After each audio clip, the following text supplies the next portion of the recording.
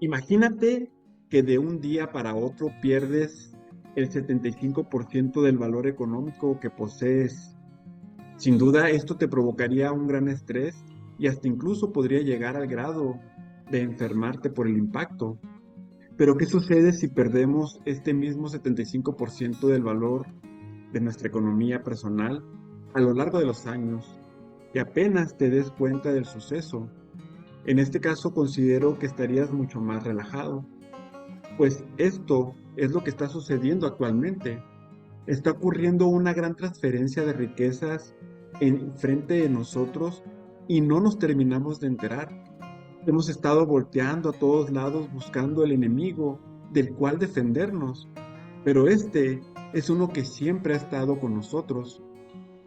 Todos lo conocemos y esta es la inflación, ya que sin importar el país en el que nos encontremos, todos la estamos experimentando.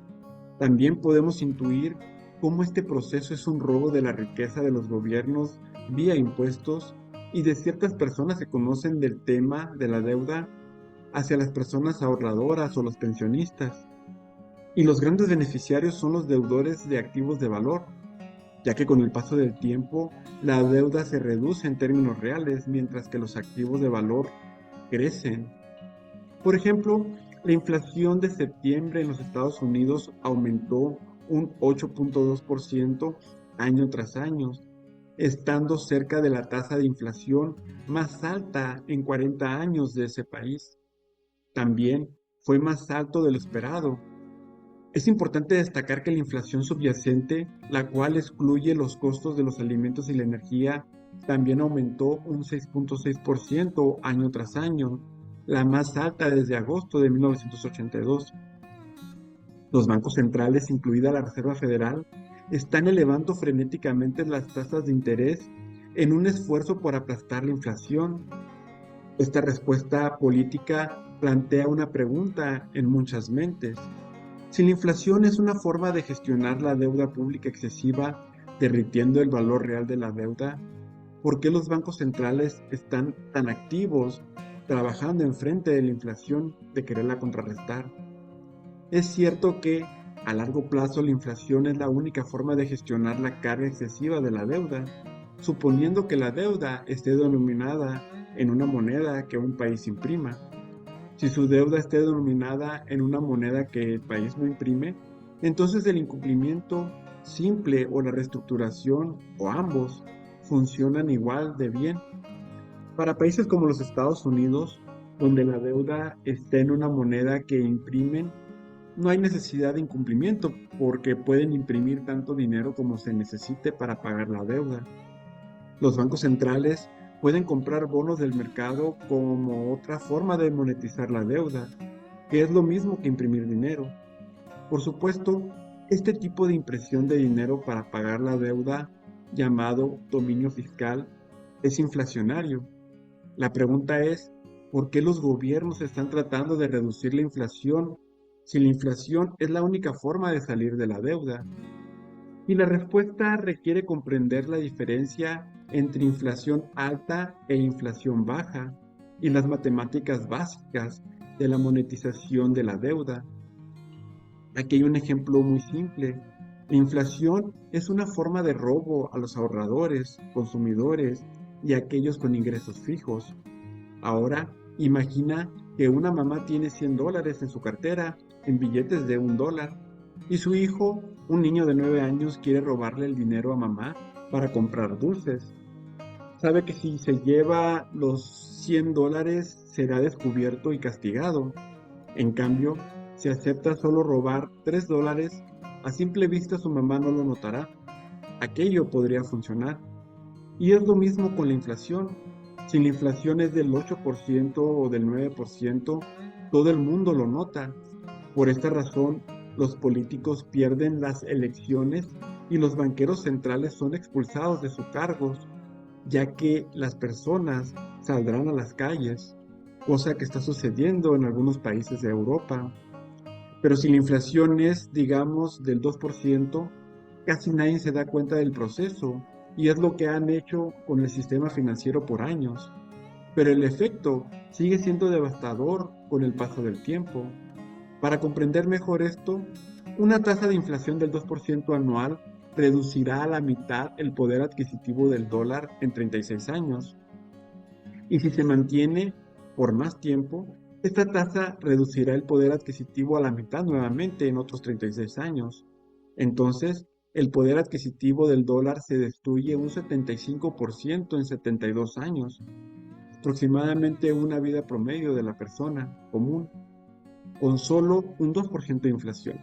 Si la inflación es del 3%, la misma reducción del 75% del poder adquisitivo se produce en solo 48 años. Pero vamos más allá. Si la inflación es del 4%, esta reducción del 75% del poder adquisitivo se produce en tan solo 36 años. ¿Y qué pasa si la inflación se mantiene en un 5%? Esta misma reducción se hace en solo 28 años. Y si sube un 6%, se pierde un 75% en 24 años. Y si se mantiene un 8%, que es la actual, la capacidad de la pérdida adquisitiva se reduce a solo 18 años. Por supuesto, a medida que se destruye el valor real del dinero, también se destruye el valor real de la deuda. Entonces, los banqueros centrales y los políticos no están en contra de toda la inflación, ya que mientras más alta se vuelva, es más fácil de manejar la deuda que mantienen. Sin embargo, han estado bien con una inflación del 2 al 3% que destruiría el valor de la deuda y solo toma tiempo. Pero aparentemente no están bien con una inflación del 6% o más porque la gente se da cuenta y hay consecuencias adversas en materia política. Así, los esfuerzos actuales de la Reserva Federal para reducir la inflación no deben entenderse como eliminar la inflación, sino simplemente reducirla hasta el punto en que mamá, o mejor dicho los votantes, no se den cuenta. Pero la deuda de los países occidentales es tan alta, siendo la de Estados Unidos de un 136% sobre el Producto Interno Bruto, la de España alrededor de un 118%, la de Italia un 157%. Por tal motivo, estos países o la mayoría de los países occidentales requieren una alta inflación. Por otra parte, en México se encuentra en un 61%, Perú y Paraguay rondando los 35%, mientras que Rusia se encuentra en un 18%, siendo datos del cierre fiscal del 2021. De esta forma, podemos intuir lo que nos depara en el futuro, en donde habrá dos bloques económicos dominantes aplicando distintas políticas económicas nuevamente, como lo ocurrido en la Guerra Fría. En el bloque occidental, que es el en el que estamos, veremos cómo se normalizará la inflación según las proyecciones dadas de entre un 4 al 6% en los países occidentales, usando como pretextos diversas crisis como el calentamiento global y las emisiones del carbono, reduciendo nuestra capacidad adquisitiva de un 75% de 36 a 24 años. Creo que aquí tendremos un mejor marco para darnos cuenta de este robo.